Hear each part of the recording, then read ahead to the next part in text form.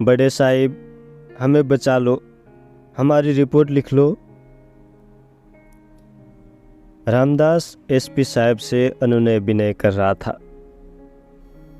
SP साहब बड़ी लापरवाही से बोले, क्यों रे मूर्ख, तुझे नहीं मालूम कि रिपोर्ट थाने में लिखवाई जाती है, घर पर नहीं? हुजूर, जानता हूँ, मैं पहले थाने ही गया था, पर दरोगा साहब बोलते हैं कि पहले एक मुर्गा लेकर आओ और लड़की को भी थाने में लेकर आओ, उसका स्टेटमेंट लेने के बाद ही रिपोर्ट लिखी जाएगी। ठीक ही तो कह रहे हैं, वैसे मामला क्या है?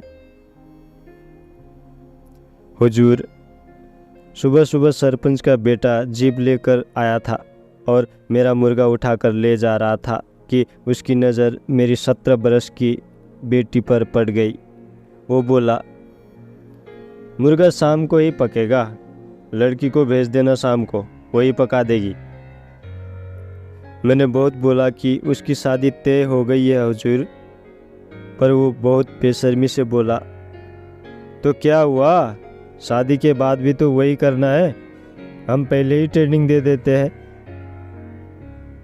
और अपने साथियों के साथ ठहाके मारते हुए निकल गया। हुजूर, वो बहुत खराब है, गांव की कई लड़कियों को खराब कर चुका है, वो जो बोलता है वही करता है। अच्छा ठीक है, शाम को थाने आ जाना, रिपोर्ट लिखवा देना। पर हुजूर, तब तक अबे बोल दिया ना कि शाम को लिखवा देना रिपोर्ट, तब भी गले पड़ रहा है। चल अब भाग जा यहाँ से।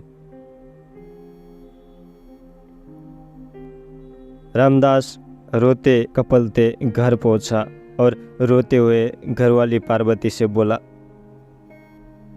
पारो, गरीब की सुनने वाला कोई नहीं। सब बताने के बाद भी थानेदार और बड़े साहब कुछ भी जल्दी करने को तैयार नहीं, ना मालूम क्या होने वाला है।